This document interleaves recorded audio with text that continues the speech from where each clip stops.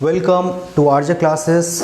और आज हम लोग फिर से डिफरेंट फॉर्म्स ऑफ एनर्जी के बारे में डिस्कस करेंगे। देखो लास्ट टाइम भी हम लोगों ने डिफरेंट फॉर्म्स ऑफ एनर्जी में दो फॉर्म काइनेटिक एंड पोटेंशियल को हम लोगों ने लास्ट वीडियो में डिस्कस करा था। आज और भी कुछ हम लोग डिफरेंट फॉर्म्स लिख रखा है, जितने भी पॉसिबल हम लोग डिस्कस करेंगे। Heat energy, light energy, sound energy, magnetic energy, chemical energy, electrical energy, nuclear energy, different types of energy है आपके पास। और इसके बारे में डिटेल तो नहीं, बस आपके सिलेबस में जितना है हम लोग कोशिश करेंगे थोड़ा थोड़ा सा डिस्कस सबके बारे में करें। सबसे पहला आते हैं क्या, हीट एनर्जी। देखो हीट एनर्जी एक बड़ा रोल प्ले करता है। हीट एनर्जी,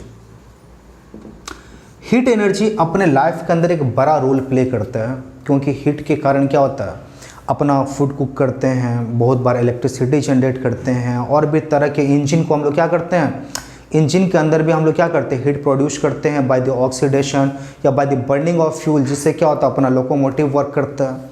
तो हीट एनर्जी, सबसे पहले हम डेफिनेशन की बात कर लें। Heat is a form of energy sensation of which produces warmth और कोल्ड।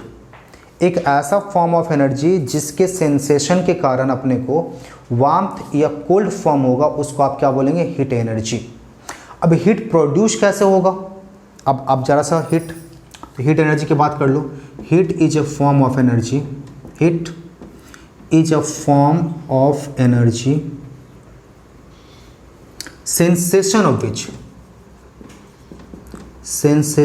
ऑफ विच प्रोड्यूसेस, है ना, presence of which, sorry, form of energy presence of which produces the sensation of warmth और cold.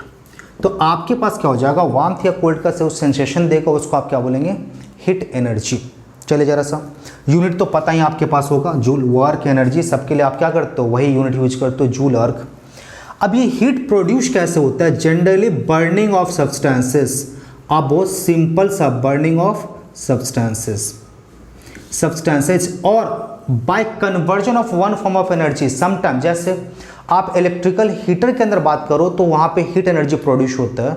अब बात करोगे sir कैसे, electrical energy यहाँ convert करते हैं हम लोग किस में, हीट एनर्जी के अंदर। टोस्टर के अंदर सेम बात होगी, आयरन के अंदर सेम बात होगी। लेकिन अगर फ्यूल के अंदर बात करो, फ्यूल के अंदर क्या होता है, केमिकल एनर्जी होता है, और इसको जब आप बर्न कराओगे, ऑक्सीडेशन करवाओगे इसका, आफ्टर दैट इट विल क्या हो जाएगा, प्रोड्यूस द हीट एनर्जी। सन आपके पास एक सोर्स है, वहाँ से भी आपको हीट मिलता है। एलपीजी, सीएनजी या अदर आपके पास जो फॉसिल्स फ्यूल हैं, उनको भी जब आप बर्न कराओगे तो आप बर्न करने के बाद क्या हो जाएगा, it get converted into the heat energy. तो मैक्सिमम आपके पास सब्सटेंसेस है, वुड है, पेपर है या दूसरे सब्सटेंसेस है, जिसको बर्न करके आप क्या कर सकते हो, हीट एनर्जी प्रोड्यूस कर सकते हो। और इस हीट एनर्जी का हम लोग ढेर सारे काम के लिए यूज करते हैं, इलेक्ट्रिसिटी के लिए, लोकोमोटिव में से रन करने के लिए, फूड प्रिपरेशन के लिए, या इस तरह के ढेर सारे काम के लिए हम लोग क्या करते हैं, हीट एनर्जी प्रोड्यूस करते हैं या हीट एनर्जी का यूज करते हैं। Next one is the light energy. आप बात करते हो किसकी, लाइट एनर्जी। अच्छा लाइट एनर्जी सबको पता है। अच्छा लाइट एनर्जी के बारे में सबको तो पता होगा, लाइट है क्या, लाइट एनर्जी किसको बोलते हैं। लेकिन एक बात आपको शायद पता नहीं होगी, ड्यू टू लाइट। अच्छा लाइट है क्या पहले बता दें, फिर हम डिस्कस करते हैं लाइट है क्या। तो लाइट एक ऐसा फॉर्म ऑफ एनर्जी है जिस फॉर्म ऑफ एनर्जी के कारण, और चलो जरा सा डेफिनेशन को थोड़ा सा और आसान बनाते हैं। जब भी किसी फॉर्म ऑफ एनर्जी के बारे में आप डिस्कस करोगे या डिफाइन करोगे, बहुत सिंपल तरीके से एक चीज समझ लो, it is a form of energy. Half part क्या लिखेंगे, it is a form of energy presence of which, ये सब में लिखना है। और सेकेंड पार्ट में क्या करता है, ये काम क्या करता है, उस बात को आप बता दो, आपका डेफिनेशन क्लियर हो जाएगा। जैसे देखो, light is a form of energy, हमने लिखा light is a form of energy, form of energy, energy presence of विच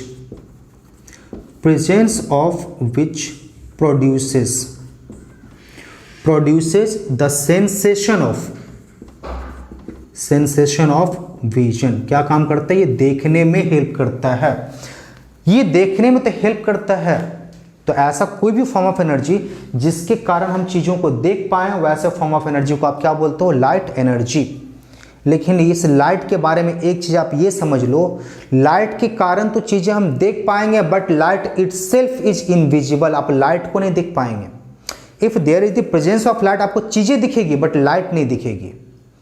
तो ये बात भी समझ लो आप। अच्छा, अब आप बोलते हो कि सर लाइट एनर्जी हम प्रोड्यूस कैसे करेंगे। आपके पास 100 तरीके हैं जिसके थ्रू आप क्या करते हो, लाइट एनर्जी प्रोड्यूस करते हो। बहुत बार कुछ बायोलॉजिकल ऑर्गेनिज्म है जहाँ से अपने को क्या मिलता है, लाइट प्रोड्यूस होता है। अपने घर के अंदर बल्ब है, टॉर्च है, मोबाइल के अंदर क्या होता है, लाइट प्रोड्यूस होता है। तो डिफरेंट फॉर्म्स ऑफ एनर्जी, किसी चीज़ को बर्न करके बाद आप पेपर जलाओ वहाँ से भी लाइट प्रोड्यूस होता है, आप लकड़ी जलाओ वहाँ से भी लाइट प्रोड्यूस होता है। तो ढेर सारा तरीका है जहाँ से हम लोग क्या कर सकते हैं, ये लाइट एनर्जी प्रोड्यूस कर सकते हैं। अब आता है क्या, third one, that is the sound energy. Sound energy फिर से अपना डेफिनेशन वहीं से स्टार्ट होगा और उसी तरीके से हम लोग डेफिनेशन लिखेंगे। क्या लिखेंगे, साउंड एक एनर्जी फॉर्म है और आप यहां तक बिल्कुल वही लिखोगे, विच प्रोड्यूसेस द सेंसेशन ऑफ, यहां तक आपके पास सेम रहेगा। फिर से रिपीट करते हैं, जब भी आप डेफिनेशन लिखोगे तो करीब करीब मैक्सिमम जगहों पे आपके पास शुरू से लेकर लास्ट तक यहां तक आपके डेफिनेशन में सेम वर्ड सेम सेंटेंस का यूज करो और लास्ट पार्ट ये क्या फंक्शनिंग करता है बस वहाँ पे उसके फंक्शनिंग को लिख दो। आप साउंड एनर्जी में फिर वही लिखेंगे, sound is a form of energy presence of which produces the sensation of hearing. आप बोलते जिसके कारण चीज़ें सुनाई देती है, हम लिख देते हैं। बस ये लास्ट लिखते हैं, इसके बाद लिखेंगे sound is a form of energy, form of energy presence of विच, आप क्या लिखोगे, presence of which produces the sensation of, produces the sensation of hearing, hearing जिसके कारण चीज़ें आपको सुनाई देगी। चलिए जरा सा ये तो समझ में आ गया कि साउंड। अच्छा, अब आता है कि साउंड प्रोड्यूस कैसे होता है। एक ही तरीका है साउंड प्रोड्यूस करने का कि अगर आप किसी भी चीज़ को, if you make an object है ना, या if you set an object into क्या हो जाएगा, वाइब्रेशन। आपके पास जो भी ऑब्जेक्ट है उसको किसी भी तरीके से, किसी भी तरीका मतलब एक ही तरीका है, ऑब्जेक्ट के ऊपर फोर्स अप्लाई करो, ऑब्जेक्ट को वाइब्रेट करवा दो। If the particles of the object start vibrating that means sound आपका प्रोड्यूस होना स्टार्ट होगा, और जैसे ही वाइब्रेशन रुक जाएगा आपका साउंड प्रोड्यूस होना भी बंद हो जाएगा। तो मतलब अगर चीज़ें वाइब्रेट करेगी तो साउंड प्रोड्यूस होगा और वाइब्रेट नहीं करेगी तो साउंड प्रोड्यूस नहीं होगा। अच्छा, साउंड तो आपके पास एक चैप्टर भी है, आप नेक्स्ट क्लास में जब जाओगे या उसके नेक्स्ट क्लास में तो आपके पास एक चैप्टर ही टोटल है साउंड के बारे में। साउंड एनर्जी हो गया magnetic energy, energy possess by the magnet due to which its repel और अट्रैक्ट एनीथिंग। अच्छी तरह समझिएगा। और इस एनर्जी का आप अलग अलग जगह पे यूज करते हो। तो मैग्नेट के अंदर जो एनर्जी कंटेंट है या मैग्नेट के कारण जो एनर्जी प्रोड्यूस होगा उस एनर्जी को आप क्या बोलोगे, मैग्नेटिक एनर्जी। एनर्जी प्रोड्यूस्ड या एनर्जी जनरेटेड या energy content in a magnet is said to be magnetic energy. और इस मैग्नेटिक एनर्जी का आप अलग अलग जगह पर यूज करते हो। आपके पास जनरेटर के अंदर, मोटर के अंदर या और अलग अलग डिवाइसेस के अंदर इस मैग्नेटिक एनर्जी का आप यूज करते हो अलग अलग एप्लीकेशन के लिए। मैग्नेटिक एनर्जी के बाद क्या होता है, इलेक्ट्रिकल एनर्जी। देखो, इलेक्ट्रिकल एनर्जी को थोड़ा सा डिस्कस करेंगे क्योंकि आप जब नेक्स्ट क्लास में या उसके नेक्स्ट क्लास में जाओगे आपके पास एक चैप्टर है, एक नहीं आपके पास 2 पार्ट में चैप्टर्स हैं, करंट, इलेक्ट्रिसिटी। जरा सा इलेक्ट्रिकल एनर्जी के बारे में डिस्कस कर ले। आपके पास जब चार्ज के फ्लो के कारण, प्रॉपर्ली समझिएगा, एक किसी कंडक्टर के अंदर, सपोज करो आपके पास ये एक कंडक्टर है, एक कंडक्टर मतलब क्या, वायर, कुछ भी मेटालिक वायर जहां से इलेक्ट्रिसिटी पास हो सकता है, चार्ज का फ्लो हो सकता है, या सिंपल सा जहां मेरे पास फ्री इलेक्ट्रॉन हो उसको आप क्या बोलते हो, कंडक्टर। तो किसी भी कंडक्टर के अंदर से जब इलेक्ट्रॉन के फ्लो के कारण या सिंपली समझ लो चार्ज के फ्लो के कारण, चार्ज आप बोलोगे सर एक एटम के अंदर 2 ही तो पार्टिकल हैं जिसके पास चार्ज होता है, एक एटम के अंदर 3 पार्टिकल है, आपके पास बोलोगे सर इलेक्ट्रॉन, दूसरा प्रोटॉन और तीसरा न्यूट्रॉन। तो इलेक्ट्रॉन कैसा है, आप बोलोगे सर नेगेटिव चार्ज, प्रोटॉन कैसा है पॉजिटिव चार्ज, और न्यूट्रॉन कैसा है न्यूट्रल, इसके ऊपर कोई भी चार्ज नहीं होता। तो यहां हम बात कर रहे हैं किसी पर्टिकुलर इलेक्ट्रॉन या प्रोटॉन के बारे में बात नहीं कर रहे हैं, हम चार्ज के बारे में बात कर रहे हैं।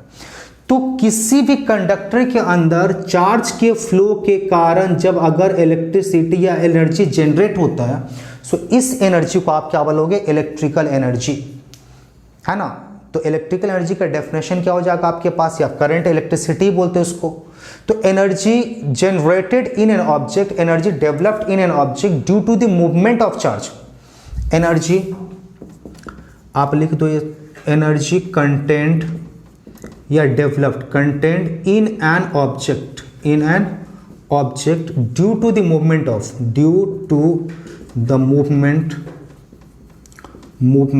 Of charge is called electrical energy या करंट इलेक्ट्रिसिटी एनर्जी। अब देखो यहां हम बात किसी कर रहे हैं, चार्ज की। आप यहां पे इलेक्ट्रॉन या प्रोटॉन की बात नहीं कर रहे हैं। Charge means simply charge, it can be positive, it can be negative. if there is the movement of charge, so due to the movement of that charge when energy is contained, that is said to be the क्या कहलाएगा, electrical energy। next one is the chemical energy। chemical energy, चलिए जरा सा, energy content in a substance. चलो आपके पास एक substance है, सब कुछ करो, कोयला आपके पास है, लकड़ी आपके पास है, पेपर आपके पास है, ये एनर्जी कंटेंट किया हुआ है इसके अंदर। बट ये एनर्जी रिलीज कैसे होगा, जब तक आप एक केमिकल रिएक्शन नहीं करवा दो इसका। आप कोयला को रखे रहो, बिल्कुल इसके अंदर से कोई आपके पास किसी तरह का कोई एनर्जी रिलीज नहीं होगा until you do the oxidation of the coal. जब तक आप कोल का ऑक्सीडेशन नहीं करवा दो, मतलब आप बोले कि सर इसका ऑक्सीजन के संग रिएक्शन ना करवा दो, और रिएक्शन के लिए कुछ कंडीशन होता है, आपके पास टेम्परेचर होनी चाहिए, आपके पास इग्निशन टेम्परेचर तक रीच होनी चाहिए सब्सटेंस। तो किसी भी सब्सटेंस के अंदर stored energy that can be released only by the chemical reaction. आप किसकी बात कर रहे हो, केमिकल रिएक्शन। तो किसी भी सब्सटेंस के अंदर स्टोर्ड वो एनर्जी जिसको आप सिर्फ और सिर्फ केमिकल रिएक्शन के थ्रू ही रिलीज करवा सकते हैं, ऐसे किसी भी एनर्जी को आप क्या बोलेंगे, केमिकल एनर्जी। केमिकल रिएक्शन के थ्रू अगर आप बात करते हैं, इसका मतलब जब भी आप इसको केमिकल रिएक्शन पे सेट करेंगे, एट दैट टाइम एक बॉन्ड मेरा टूटेगा और दूसरा बॉन्ड मेरा बनेगा, and during that time bound टूटने के लिए भी और बॉन्ड बनने के लिए भी, इन दोनों ही कंडीशन पे आपको क्या होता है, एनर्जी रिलीज होता है या एनर्जी गेन्ड होता है। तो उस समय जो आपके पास वो बॉन्ड टूटेगा और टूट के फिर जो नया बनेगा, बने या ना बने उससे फर्क नहीं पड़ता है, तो उस बॉन्ड को केमिकल रिएक्शन के थ्रू ही तोड़ा जा सकता है, और उस समय जो एनर्जी रिलीज होगी that is said to be the chemical energy. Definition is very simple, energy content in a substance that can be released only by the chemical reaction is said to be chemical energy. आपको LPG burn कराना है, आपको CNG burn कराना है, आपको कोल burn कराना है, paper burn कराना है, कुछ भी करना है, आपका जो केमिकल सब्सटेंस था ये एनर्जी तो आपको देगा, क्योंकि एनर्जी जो इसके अंदर था कौन से फॉर्म में था, केमिकल फॉर्म में था, और ये एनर्जी आपको तभी प्रोवाइड करेगा जब आप केमिकल रिएक्शन करवाओगे। नेक्स्ट वन इज आपके पास आता है क्या, न्यूक्लियर एनर्जी। न्यूक्लियर एनर्जी समझने के लिए जरा सा बात करते हैं। तो न्यूक्लियर एनर्जी, तो न्यूक्लियर एनर्जी समझने के लिए बात करते हैं। आप बात करोगे सर एक एटम का दो पार्ट, एक तो न्यूक्लियस और दूसरा ऑटर न्यूक्लियस जिसको सेल बोलते हैं। सेल के अंदर अपने पास क्या होगा, इलेक्ट्रॉन होगा, और न्यूक्लियस के अंदर प्रोटॉन एंड न्यूट्रॉन होगा। एंड ये प्रोटॉन और न्यूट्रॉन एक एनर्जी के थ्रू, एक फोर्स के थ्रू, एक बॉन्ड के थ्रू क्या होता है, एक दूसरे से क्या होता है, यहाँ पे बॉन्डेड होते हैं। Energy content in the nucleus of a substance that can B means क्या हो जाएगा, released by the nuclear reaction, उसको आप क्या बोलोगे, न्यूक्लियर एनर्जी। तो न्यूक्लियस के अंदर जो एनर्जी स्टोर्ड होगा, जिसको न्यूक्लियर फिजन या न्यूक्लियर फ्यूजन के थ्रू हम लोग रिलीज कर पाएंगे, उस एनर्जी को आप क्या बताओगे, न्यूक्लियर एनर्जी। और न्यूक्लियर एनर्जी को आप सिर्फ दो ही तरीके से ऑब्टेन करते हो, दैट इज क्या हो जाएगा, बाय द न्यूक्लियर फिजन और न्यूक्लियर फ्यूजन। फिजन और फ्यूजन सिर्फ सिंपल थोड़े से में समझो। फिजन, जब एक बड़ा न्यूक्लियस आपका टूट के कम से कम दो छोटा न्यूक्लियस तैयार करेगा, so that reaction is said to be nuclear fission. And whenever एक दो छोटा न्यूक्लियस आपका कंबाइंड करके एक बड़ा न्यूक्लियस तैयार करेगा, that is said to be the nuclear fusion. और इन दोनों तरीके से ही आप न्यूक्लियर एनर्जी को ऑब्टेन कर सकते हैं। तो ये आपका रहा डिफरेंट एनर्जी के बारे में छोटा सा शॉर्ट डिस्कशन।